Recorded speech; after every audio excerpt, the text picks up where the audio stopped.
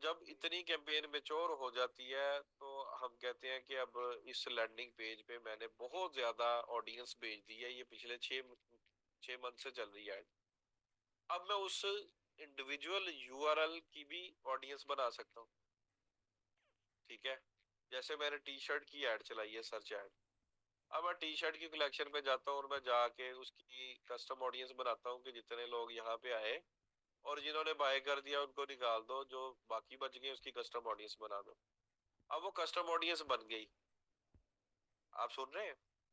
जी जी sir, मैं सुन रहा अच्छा, अब वो कस्टम ऑडियंस बन गई, उस कस्टम ऑडियंस को मैं आता हूँ यहाँ पे आके योर डाटा सेगमेंट में, उसी कैंपेन में जो चल रही हूँ। है जी उसके जाके मैं ऑडियंस सेगमेंट में जाके उसको एडिट करके यहाँ पे मैं वो वाली ऑडियंस डाल दूँ और उसको कहूंगा एज ऑब्जर्वेशन, ये जो मेरे कीवर्ड्स हैं इन पे भी दिखाओ ऐड। अगर तुम्हें लगता है जो मेरे लैंडिंग पेज पे पहले आ चुके हैं और उन्होंने नहीं खरीदा, अगर उनमें से तुम्हें लगता है कोई इंटेंट मैच हो रही है तो उनको भी मेरी सर्च ऐड दिखा दो। ठीक है, अगर मैं करूंगा टारगेटिंग तो वो क्या करेगा, कीवर्ड्स को छोड़ के इस ऑडियंस को टारगेट कर लेगा। बिल्कुल। तो फिर हमारा जो जो सर्च ऐड है वो तो खत्म हो जाएगी ना यहाँ पे। जी जी जी। चाहे आपने एफिनिटी इन मार्केट ऑडियंस को टारगेट करना है या रीमार्केटिंग को रनिंग कैंपेन में करना है तो आप उसको एज ऑब्जर्वेशन पे चलाएं, लेकिन तब जब कैंपेन आपकी अच्छी खासी मैच्योर हो जाए एक टाइम पे आके। इससे पहले सर हमने टारगेटिंग पे चलाना, फिर एरो डाल के। नहीं, अगर आप देखें मैं एक एक ऐड चलाता हूँ, मैं कीवर्ड्स को टारगेट कर देता हूँ। अगली ऐड चलाता हूँ, मैं कीवर्ड्स नहीं डालता, मैं ऑडियंस डाल के टारगेटिंग पे करके चला देता हूँ। तो दो डिफरेंट कैंपेन्स बन जाएंगी। उसमें मुझे क्लैरिटी है कि ये कीवर्ड्स पे चल रही है, इस पे मुझे क्लैरिटी है ये ऑडियंस पे चल रही है।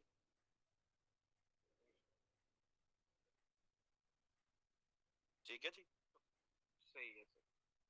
नहीं तो सर, हमने जब सर्च कंपेन चलानी है तो उसमें हम फिर सर्च में जाके खुद से जो कीवर्ड हैं उनको डाल के ही हम ऑडियंस रखेंगे, या फिर ये तो रीमार्केटिंग वगैरह के लिए आप बता रहे थे कि इन्फिनिटी और इन मार्केट में।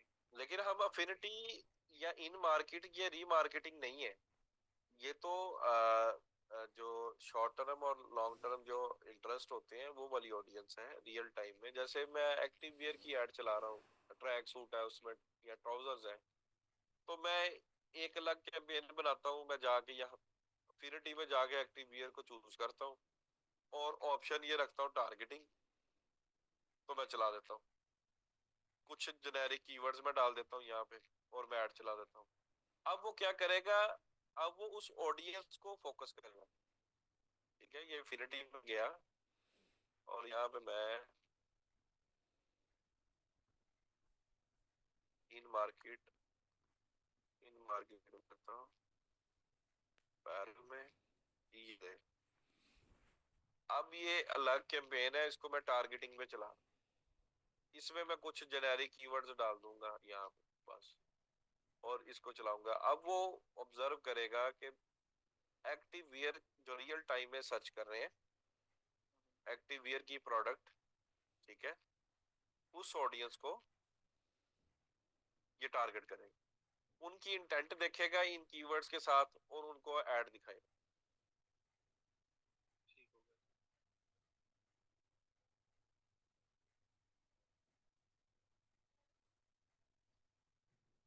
अच्छा सर, इसमें एक और चीज़ है कि हमने जब कीवर्ड प्लानर से कीवर्ड निकालने हैं, लाइक एक अपैरल की ही वेबसाइट है, उसमें टी जी शर्ट जी भी है, पैंट भी है, सारी प्रोडक्ट्स मतलब अपैरल की आ रही हैं। तो जो हम जी इसमें जी। कीवर्ड डालने हैं वो हम टोटली सारे प्रोडक्ट्स के डालेंगे ना? बाकी कोई भी कीवर्ड हम अगर टाइप होता है तो वो उस पे, लाइक सर पेंट भी है, टी शर्ट भी है, जितने भी कीवर्ड नहीं नहीं उसके अकॉर्डिंग भी हैं। नहीं नहीं, हम कलेक्शन वाइज चलेंगे। अब एक वेबसाइट पे 50 कलेक्शन है तो मेरी सर्च कैंपेन बनेगी 50। सही। ठीक है जी, ये स्ट्रक्चर है, यही स्ट्रक्चर रखेंगे तो आपकी एड रैंक बेहतर होने। मतलब सर मैं हर एक की अलग बनाऊं? जी जी, और जितने पेजेस होंगे हर एक की अलग सर्च ऐड बनेगी। अब टी शर्ट है, मेन टी शर्ट है, मेन टी शर्ट की कीवर्ड निकाल के मेन टी शर्ट चला देंगे। मेन ट्राउजर है, मेन ट्राउजर की अलग चलाएंगे, उनकी आपस में रेलिवेंसी होगी कीवर्ड्स की, तभी आप ऐड रहेगा, ऐड उसकी बेहतर होगी, तो आप नंबर 1 या 2 पे शो होंगे, तो आपको सीटीआर अच्छा मिलेगा, कन्वर्जन रेट अच्छा मिलेगा। मतलब सर हम एक में ऐड नहीं कर सकते सारे कीवर्ड और सबके नहीं अलग नहीं, अलग सारे करने नहीं है, उससे रेलिवेंसी आपकी कंप्रोमाइज हो जाएगी ना, हैं। क्वालिटी स्कोर डाउन हो जाएगा। ठीक। तो सर उसमें फिर सारी डिफरेंट कंपेन चलेंगी, होगी वो जी एक जी, के लिए डिफरेंट लेकिन चलेंगे। Different campaign. हाँ, डिफरेंट चलेंगी बिल्कुल। ठीक हो गया, ठीक है। तो सर मैं इसकी प्रैक्टिस कर रहा था, तो ये मैं वही चीज़ देख रहा था कि क्या हमने इसमें एक सभी कीवर्ड एक में डालने हैं या डिफरेंट। चलिए ठीक होगा ये। ये जब हमने स्टार्ट में बात की थी, तो यही स्ट्रक्चर की बात की थी कि क्वालिटी स्कोर और ऐड रैंक की जो मैट्रिक्स भी मैंने बताई थी शुरू में, कि आपने रेलिवेंसी रखेंगे और क्वालिटी स्कोर आपका अच्छा होगा तो ऐड रैंक बेहतर होगा, ऐड रैंक बेहतर होगा तो सीटीआर बेहतर होगा, सीटीआर बेहतर होगा तो कन्वर्जन रेट आपको मिलेगा। ठीक हो गया। पहली तो पोजीशंस एससीईटी में अगर आपकी ऐड वहां पे दिखेगी, तो आप ज्यादा ट्रैफिक का इंप्रेशन शेयर ले लेंगे। तो अगर आपकी वहां पे पहली 2 प्लेसेस पे नहीं दिखती किसी क्यूरी या किसी कीवर्ड के ऊपर, तो आप तो फिर ट्रैफिक ही नहीं आएगी, ट्रैफिक जब नहीं आएगी तो कैसे आप कन्वर्जन लेंगे। बिल्कुल सही बात है। अच्छा सर इसमें मैं एक दफा फिर आपसे पूछूं कि अगर ये सर्च कैंपेन जब हमने चलानी है तो मैं इसको भी ये जो इंटरेस्ट थे ब्राउज में इनको भी टारगेट करूंगा और साथ कीवर्ड भी डालूंगा इसी तरह ना। नहीं, वो हाँ, वो फिर अलग कैंपेन होगी। अगर रीटारगेटिंग की ऑडियंस डालनी है, फिर ऑब्जर्वेशन पे रनिंग कैंपेन में डाल सकते हैं। अगर आपने ऑडियंस को टेस्ट करना है, फिर अलग कैंपेन बनाएंगे। ठीक है, जैसे मैंने ये एक्टिव वियर है और टारगेटिंग पे चला दी, यहाँ पे मैं कुछ कीवर्ड्स डाल दूंगा, क्योंकि ये ऑडियंस में से कुछ अगर एक्टिव वियर की जो आपने कीवर्ड्स डाले हैं उनकी इंटेंट मैच होगी तो ऐड ट्रिगर होगी। आप ये कह रहे हैं गूगल को कि ये जो ऑडियंस है, इनमें से अगर ये वाले जो कीवर्ड्स मैंने डाले हैं इनके साथ इनकी कोई इंटेंट मैच होती है इन ऑडियंस में से, तो उसको मेरी सर्च ऐड ट्रिगर कर दो। सही है। ठीक है, लेकिन फोकस कीवर्ड्स पे नहीं करना। हम उसको कह रहे हैं फोकस करो इस ऑडियंस पे, ये टारगेटिंग वाला है। Narrow the reach of your campaign to the selected segment with the option to adjust the bids. सही है। इसमें जब हम करते हैं तो इसमें कहते हैं कि जो कीवर्ड्स डालने हैं इस पे फोकस करो, लेकिन ये वाली जो ऑडियंस है एज ऑब्जर्वेशन उसको रखोगे। अगर इनमें से भी अगर आपको लगता है कोई किसी की इंटेंट मैच हो रही है और कोई एडवर्टाइजर नहीं है ऐड दिखाने के लिए वहां पे, और गूगल को लगता है इंटेंट मैच हो रही है, गूगल हमारी ऐड बना के उसको दिखा देगा। मेन चीज तो अंडरस्टैंडिंग है ना। अंडरस्टैंडिंग आपकी होगी बेहतर, तो फिर आप बेहतर कैंपेन और स्ट्रेटजी बना सकते।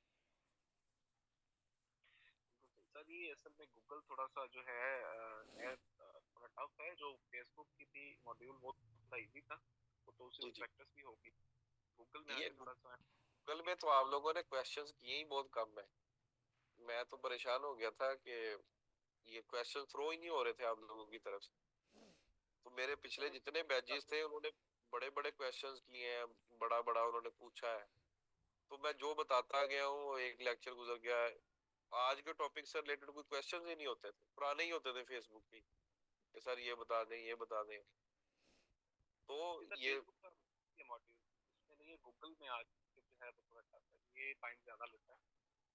हाँ जी, लेकिन इसमें प्रैक्टिस करते हैं ना आप लोग, क्वेश्चंस अगले दिन निकाल के लेके आते हैं सारे, पार्टिसिपेट करते हैं इन चीजों में, क्वेश्चंस में, तो फिर ज्यादा मुझे भी लगता कि आप लोग एफर्ट कर रहे हैं।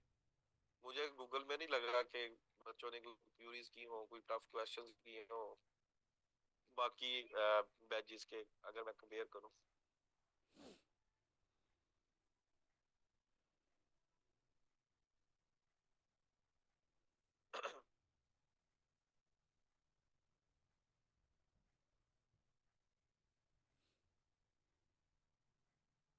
जी सितारा, थैंक यू।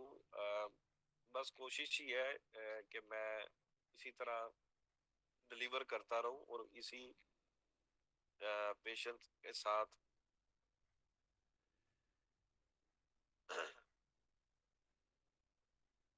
अच्छा जी, इसके अलावा अभी किसका हैंड रेस था? शकील, अच्छा जी, रुबाब असलम।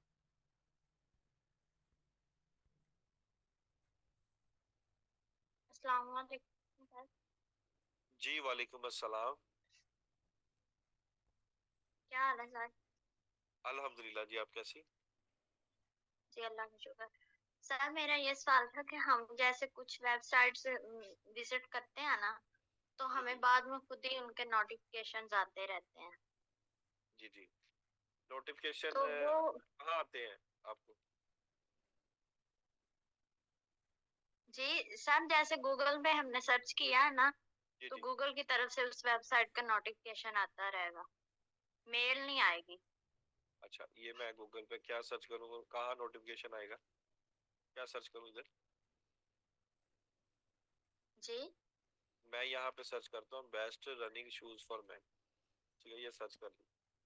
अब किधर नोटिफिकेशन आएगा? जी सर, इधर नहीं आएगा, मैं आपको बताती हूँ। जी जी।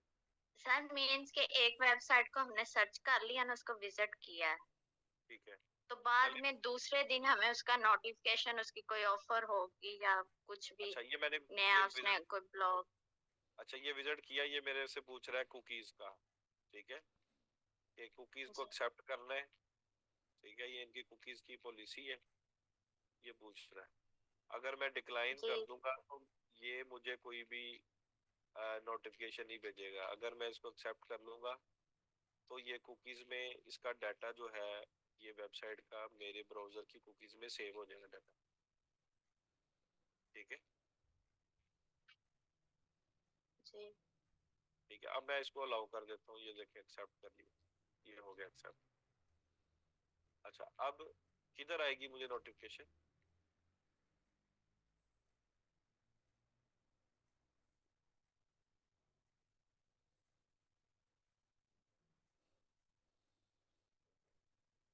जी किधर आएगा अरबाब?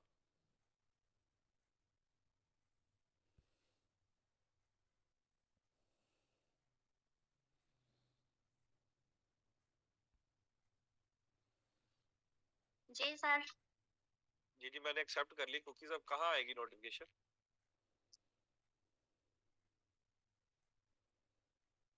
सर मैं ये कह रही हूँ कि सर इधर नहीं ना आएगा नोटिफिकेशन, जब मैं मीन्स के मेरा मोबाइल है ना, तो उस पे मैंने कोई वेबसाइट विजिट की है, अच्छा, तो वो मेरा फिर नेट ऑफ है, मैंने 2 दिन। वो सर लेकिन वो वेबसाइट मुझे ऑफर बता रही होगी कोई ना अच्छा, कोई। मैं बताता हूँ, वो होती है एप्लीकेशन की पुश नोटिफिकेशन। ठीक है, जो जी आपको पुश नोटिफिकेशंस होती हैं, जो आपको कोई एप्लीकेशन है ना, कोई भी एप्लीकेशन है, जब आप उसको डाउनलोड हाँ करते जी हैं तो जब आप एक्सेप्ट कर लेते हैं तो वो आपको पुश नोटिफिकेशंस भेजते हैं एप्लीकेशन पे, मोबाइल। ठीक है, उसमें कुछ ऑफर्स भी आ रही होती हैं, कुछ जी करंटली ऑफर्स चल रही होती है, मोबाइल स्क्रीन पे आ रही होती है ना पुश नोटिफिकेशन। उसकी बात करें ना, तो वो आप ये जी फायर बेस जो मैंने आपको पढ़ाया है ना, फायर बेस, जी ये वाला, यहाँ से आप नोटिफिकेशन भेज सकते हैं। ठीक है, यहाँ पे आपके पास नोटिफिकेशन आप भेज सकते हैं ऑडियंस, जो भी एप्लीकेशन को। ठीक सर है, एप्लीकेशन ना भी हो, अगर वेबसाइट ही हो हमारी। देखिए वेबसाइट के ऊपर जो नोटिफिकेशन आती है ना, यहाँ पे कोई ई कॉमर्स साइट है, अब जैसे ये एक ब्लॉग है, इस पे कोई नोटिफिकेशन नहीं आएगी। जी अच्छा, कोई ई कॉमर्स साइट है जी तो उसमें यहाँ पे लिखा आएगा कि जी नाम लिखा आएगा, कितनी अमाउंट की उसने कोई शूज बाय किए हैं। वो फेक होती है नोटिफिकेशन जो वेबसाइट पे आ रही होती है कि ये रिसेंटली बाय दिस प्रोडक्ट। ठीक है, ये वो फेक होती है जो यहाँ पे शो हो रही होती है किसी ई कॉमर्स की साइट पे। वैसे आपके सामने ये ब्लॉग है, इस मैंने विजिट किया, यहाँ पे कोई नोटिफिकेशन नहीं है। ठीक है, अब अगर हो सकता है कि ये इसने ये ट्रैकिंग डाली हुई है तो ये मुझे रीमार्केटिंग की कुछ और चीजें दिखा दे। ठीक है, ये गूगल टैग मैनेजर है, इसमें इसने ट्रैकिंग डाली हुई है, तो ये हो सकता है मुझे यूट्यूब पे, विकी हॉ पे, किसी और जगह पे ये मुझे कोई ना कोई और चीज दिखा दे। ठीक है, ये देखिए टैग लगे हुए हैं ना जीटीएम के। ठीक है, ये देखिए ये गूगल पब्लिशर टैग लगा है, एडसेंस का टैग लगा हुआ है, इन्होंने लगाया गूगल साइट टैग लगा हुआ है, ये कुछ टैग लगे हुए हैं। ठीक है, ये पिक्सल की ट्रैकिंग लगी हुई है, व्यू कंटेंट और पेज व्यू की, जो आप लोगों को मैंने सिखाई है। तो आपके पास ये सारी चीजें हैं, एक एक्सटेंशन है जिसको बोलते हैं वेपलाइजर, ये इंस्टॉल कर लें। आपने कोई टेक्नोलॉजी देखनी हो, वेबसाइट किस पे बनी है, क्या क्या वो यूज कर रहा है। ठीक है, अब ये देखें, ये एनालिटिक्स, कॉम स्कोर, यहाँ से हमें नई चीजें पता चलती हैं कि ये कौन सा टूल आ गया। अब मैंने ये देखा, मैंने इसको न्यू टैब में ओपन कर लेना है कि ये क्या है। ठीक है, तो वो मुझे कॉम स्कोर के बारे में पता चल जाएगा, मैं उसको रीड करूंगा कि या क्या क्या ये सर्विस दे रहा है, पेड है या फ्री है। पिंटरेस्ट का कन्वर्जन टैग लगा, टिकटॉक का पिक्सल लगा, फेसबुक का पिक्सल लगा, गूगल एनालिटिक्स GA4 लगा हुआ है। ठीक है, जावास्क्रिप्ट किस फ्रेमवर्क पे बनी हुई है, react, emotion, next dot JS, security क्या लगी हुई है। ठीक है, वेब फ्रेमवर्क, ये सारी टेक्नोलॉजी आपको ना कंप्यूटर की दिखा दो। एडवर्टाइजिंग के लिए ये Taboola, Prebid, Google publisher tag, amazon advertising, ये इसने गूगल एडसेंस भी लगाया हुआ है, और amazon के ऊपर भी ये एफिलिएट मार्केटिंग कर रहा है ये ब्लॉग। तो आपको सारी इंफॉर्मेशन कंप्यूटर वेपलाइजर टेक्नोलॉजी समेत बता दे। जी सर, मैंने ना आपको एक लिंक शेयर किया, देखे मेरा लिंक शेयर किया है, हाँ जी मिला।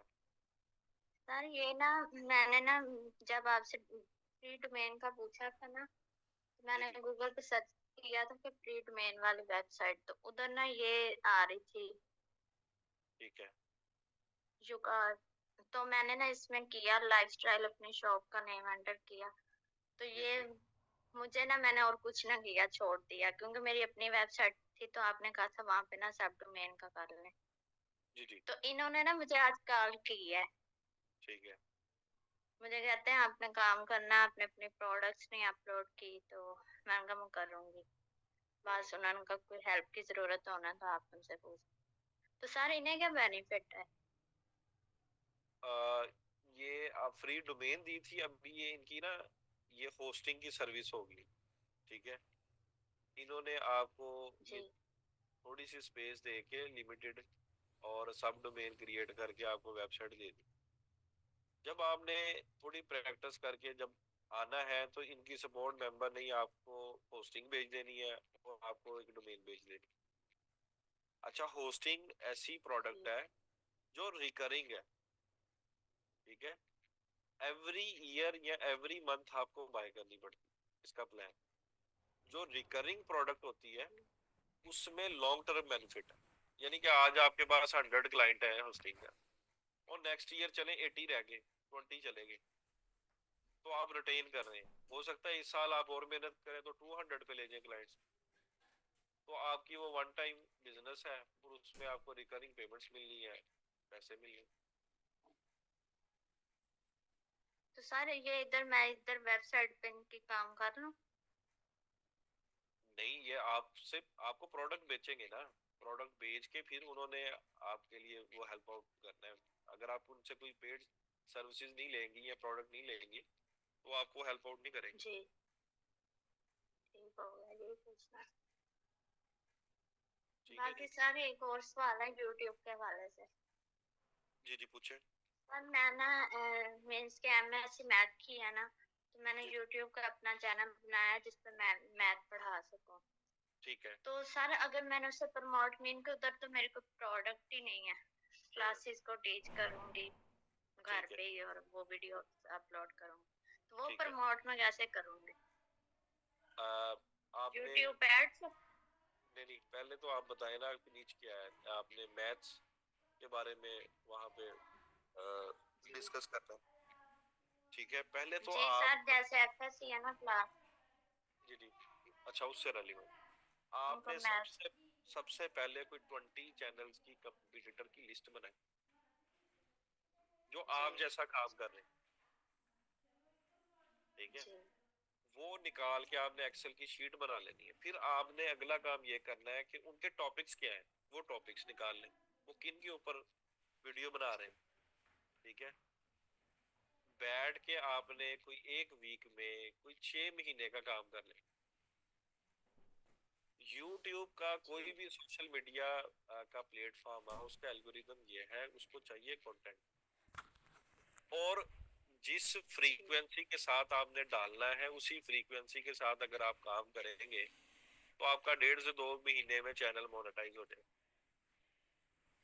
लेकिन अगर जी आपने बीच में ये सोचना है कि आज क्या किस टॉपिक पे वीडियो बनानी है, फिर आपका चैनल 2 साल नहीं ग्रो। ठीक है, आज बैठे एक वीक जी में बैठ के सारा कंटेंट प्लान बना लें कि मैंने ये 200 वीडियोस ये बनानी है इन टॉपिक्स, उनका स्क्रिप्ट लिख के रख लें। ठीक है, और वो पूरा आपके जी पास सिमेट्री बनी होनी चाहिए। आप डेली बैठ के चैनल आप बेशक ना बनाए आज, लेकिन उसकी कोई 100 वीडियोस बना के एडिट करके रख ले। जब आपके पास 100 वीडियोस पड़ी हो, अगले दिन आप चैनल बनाए और उन वीडियोस को कर दे स्केड्यूल। अगर आपने डेली की 2 वीडियो डालनी है तो 60 वीडियो 1 मंथ में यूज हो जाएंगी। अब जब आपने वो 60 स्केड्यूल जी कर दी, ठीक है, अब 60 दिन जो 30 दिन है, 30 दिन जी आपने अगली 100 वीडियोस बना लेनी है। आपका काम ऑटोमेट हो रहा है। ठीक है, और आप 30 दिन कोई काम नहीं कर रही, आप नए कंटेंट पे काम कर रहे हैं। चैनल इस तरह चलते हैं। इस तरह से एल्गोरिदम जो है वो आपके चैनल को नेक्स्ट लेवल पे लेके जाता है। अगर आप उसमें ये सोचेंगे कि आज कौन सा टॉपिक बनाना है, क्या करना है, कौन सी वीडियो बनानी है। ठीक है, तो ये सारा प्री जी प्लान सर। और क्रिएट करके बैठ के फिर आप उसको स्केड्यूल करें।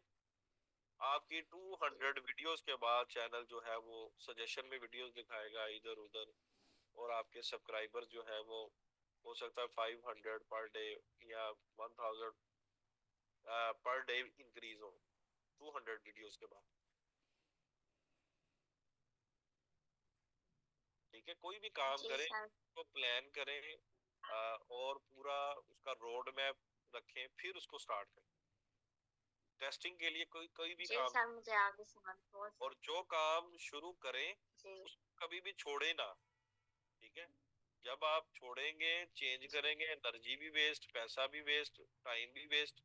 नया काम पकड़ेंगे वो भी जीरो से शुरू करेंगे, उस पे भी आप टाइम लगाएंगे, एफर्ट जी लगाएंगे, एनर्जी लगाएंगे, फिर आप फिर चेंज कर लेंगे तीसरा काम। तो काम ना बदले, काम एक ही रखें। ठीक है, और उसको पूरा प्लान करके फिर स्टार्ट करें, और जब तक वो सक्सेसफुल नहीं होते अगला काम ना शुरू करें, आप कामयाब हो जाएंगे। ये छोटी सी टिप्स है, ये मैं इम्प्लीमेंट करता हूँ। अगर आपको लगता है कि यूजफुल है तो आप भी इम्प्लीमेंट करके देखें। ये सारा आपने बहुत अच्छा गाइड किया। प्लानिंग तो मेरे जहन में ही नहीं थी ना, मैं तो बस उठा के वीडियो दे दूंगी जब बनी। नहीं नहीं, अब ऐसे नहीं, आपने ऐसे सारा दो साल बताया तो दो इंशाल्लाह साल ग्रो नहीं होना। सारा पहले प्लान करूँ। जी जी, और दूसरी बात यह है जी कि ठीक होगा। 15 सेकंड की वीडियो जो है वो रील्स सीखे, किस तरह से एडिटिंग होनी है। एक जी कैपकट एप्लीकेशन है, कैपकट। ठीक है, उसमें जी सर, उसका यूज। कुछ जी जो लॉन्ग वीडियो के चंक्स होते हैं ना, वो उठा के वो एक रील बनाए। ठीक है, कैपकट को यूज करें। जी अच्छा, जब वो चंक्स आप उठाएंगे ना, छोटे छोटे उठा के 15 सेकंड की वीडियो बनाएंगे, वही 15 सेकंड की वीडियो यूट्यूब का शॉर्ट बन जाएगी, वही आपकी फेसबुक की रील बन जाएगी, वही इंस्टाग्राम की रील बन जाएगी, वही आपकी टिकटॉक की रील बन जाएगी, एक ही वीडियो। ठीक हो। अगर आप वो सीख लेंगे, उसको इम्प्लीमेंट करेंगे, एडिटिंग करेंगे, तो आपके जो सोशल अकाउंट्स हैं वो बड़ी जल्दी ग्रो होंगे। जी सर, एक और चीज मीन्स के अभी मैं प्लानिंग कर लेती हूँ ना, तो जो वेबसाइट है वो तो जरूरी नहीं है ना अभी से। नहीं, जरूरी नहीं है। आपके सोशल अकाउंट्स ही देखें, कोई ना कोई डिजिटल एसेट होना चाहिए आपके पास, जिसके ऊपर आपके पास ऑडियंस है। वो कोई भी हो सकता है, पेज भी हो सकता है, जी यूट्यूब चैनल हो सकता है, इंस्टाग्राम की प्रोफाइल हो सकती है, लोग उधर से ही इतने मिलियंस बना रहे जी हैं। ठीक है, तो वेबसाइट तो अलग चीज है। जी जी। चलें ठीक है सर, बहुत शुक्रिया, आपने बहुत अच्छा गाइड किया। जी वेलकम। ठीक है ट्रेनीज, वाइंड अप करते हैं, इंशाल्लाह मिलते हैं कल के लेक्चर में। मेरी तरफ से अल्लाह हाफिज।